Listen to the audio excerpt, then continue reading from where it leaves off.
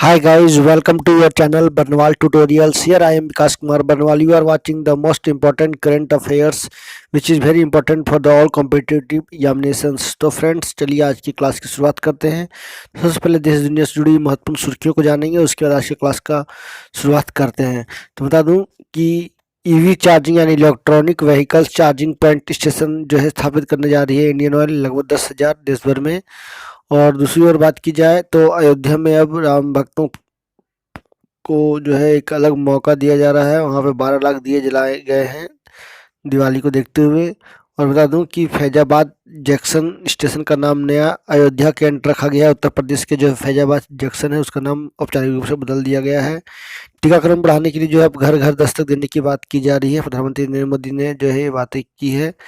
और कोवैक्सीन को जो है विश्व स्वास्थ्य संगठन यानी WHO की जो है मंजूरी मिल गई है, जो बहुत बड़ा भारत के लिए एक जो है महत्वपूर्ण जो है काम होगा भारत के लिए। भारत के यहाँ के जितने भी वैक्सीन हैं कोरोना से जुड़े हुए सभी को एक रास्ता मिल गया है कि आने वाले समय में सभी को धीरे धीरे मिलेंगे।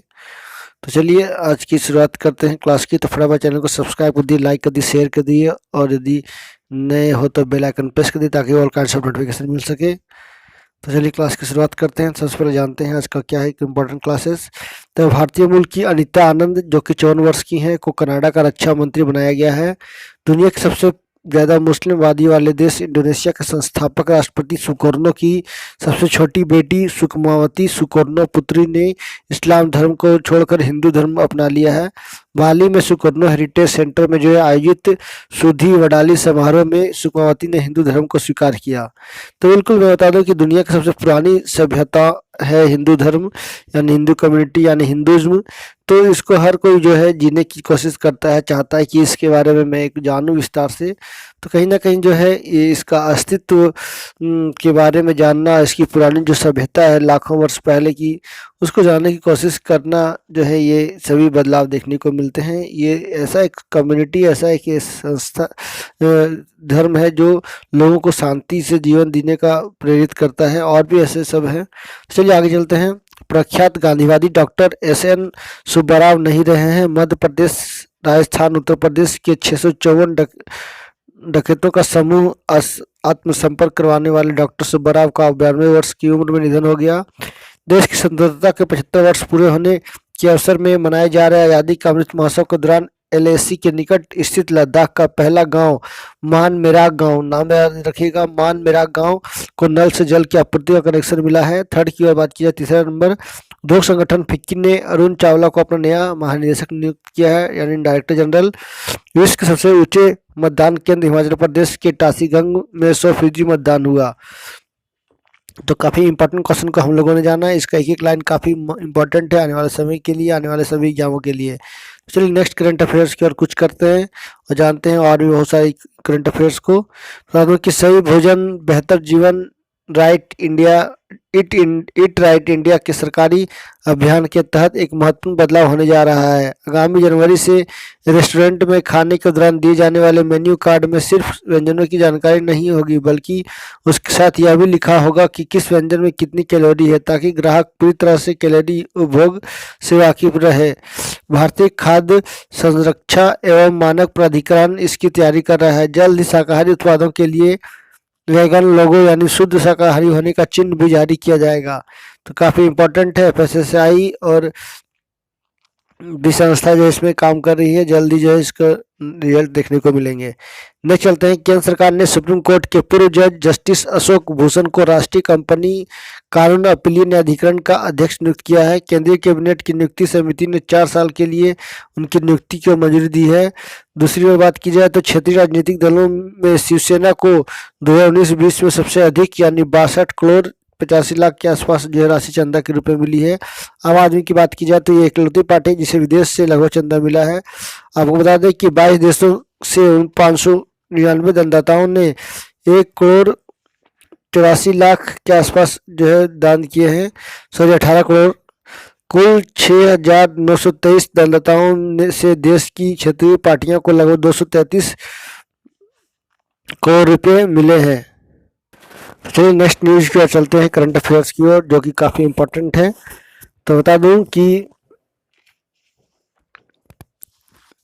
महिला सशक्तिकरण की बात की जाए तो मौजूदा वक्त में महिलाएं हर क्षेत्र में न केवल अपनी उपस्थिति दर्ज करा रही हैं बल्कि पुरुषों के कंधे से कंधे मिलाकर आगे बढ़ रही हैं।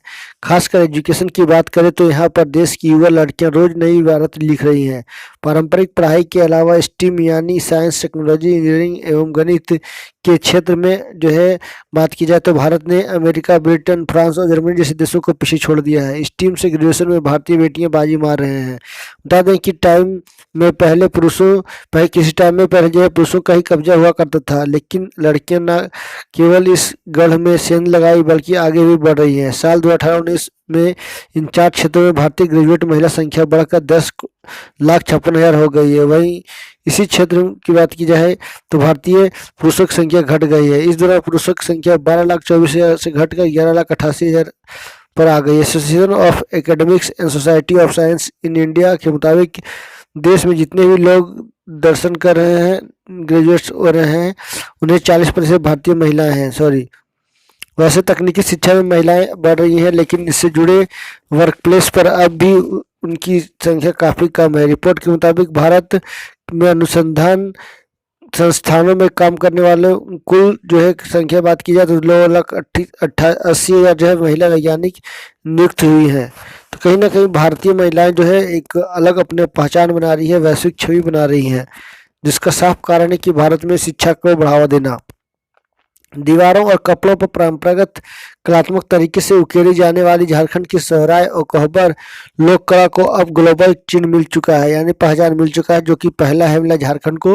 मतलब के टाइम झारखंड के हजारीबाग के जनजातीय इलाकों से निकली इस कला को अब जीआई टैग यानी जियोग्राफिकल इंडिकेशन टैग मिल गया है। देश भर में इसे अब झारखंड की कला के रूप में माना जाएगा। दिवाली से ठीक एक दिन पहले 3 नवंबर को झारखंड को इसका प्रमाण पत्र हासिल हुआ है। इससे पहले झारखंड में किसी भी उत्पाद को जीआई टैग नहीं मिला था। पहले मिली जीआई टैग से इसका सीधा फायदा इस कला से जुड़े स्थानीय कलाकारों को मिलेगा। जानकारी के अनुसार 7,000 से 4,000 साल ईसा पूर्व के दौरान यह प्रचलित हुआ। इस कला को जीआई टैग मिलने से ब्रांड के रूप में इसकी पहचान होगी। वर्तमान में झारखंड के 10 अन्य उत्पादों को भी जीआई टैग दिलाने की योजना पर काम हो रहा है। इसमें बता दूं कि पूर्वी सिंहभूम की पाटकर पेंटिंग, देवघर का पेड़ा, मांदर, चिरौंजी समेत अन्य उत्पाद शामिल हैं। तो बता दूं कि ये इम्पोर्टेंट जो क्वेश्चंस थे, आई होप आप लोगों को समझ में आए होंगे। आप लोगों ने इसका नोट भी तैयार किया होगा या स्क्रीनशॉट लेके आप इसको पढ़ सकते हो, क्योंकि काफ़ी इंपॉर्टेंट इसमें लाइन दिए गए हैं जो कि आपके लिए काफ़ी फायदेमंद हो सकते हैं। तो चलिए आगे चलते हैं नेक्स्ट करंट अफेयर्स की ओर। तो अंतर्राष्ट्रीय मुद्रा कोष इंटरनेशनल मॉनेटरी फंड ने भारत के वर्ष 2070 तक शुद्ध शून्य उत्सर्जन यानी नेट जीरो के लक्ष्य को हासिल करने की घोषणा की सराहना की है। भारत ने 2070 तक कुल शून्य उत्सर्जन का लक्ष्य पाने की घोषणा की है। प्रधानमंत्री नरेंद्र मोदी ब्रिटेन के ग्लासगो में संयुक्त राष्ट्र COP26 में भारत का प्रतिनिधित्व करते हुए कहा, भारत 500 गीगावाट जीवाश्म ईंधन क्षमता 2030 तक हासिल करेगा। भारत 2030 तक अपनी ऊर्जा जरूरतों का 50% नवीकरणीय ऊर्जा से प्राप्त करेगा। भारत अब 2030 के बीच अनुमानित कार्बन उत्सर्जन में 1 अरब टन की कटौती करेगा। भारत कार्बन की गहनता में 45% तक की कटौती करेगा और 2070 तक शून्य उत्सर्जन के लक्ष्य को प्राप्त करेगा। तो आप देख सकते हैं कि किस तरह से मोदी जी ने जो है अंतर्राष्ट्रीय स्तर पर अपनी पहचान बनाने के साथ साथ देश की प्रतिनिधित्व किया, देश को भलाई के लिए काम किया, इंफ्रास्ट्रक्चर को मजबूत करने की कोशिश की। तो ये इम्पोर्टेंट जानकारी आप लोगों को समझ में आई होगी। तो चलिए नेक्स्ट चलते हैं। अदालतों में मुकदमों का ढेर लगा है, तब इस न्याय के लिए जरूरत है कि पर्याप्त संख्या में न्यायाधीश हो। देश के विभिन्न हाईकोर्ट में इस वर्ष 110 नए जज नियुक्त किए गए। 25 हाईकोर्ट में न्यायाधीश काम कर रहे हैं और 406 पद खाली है।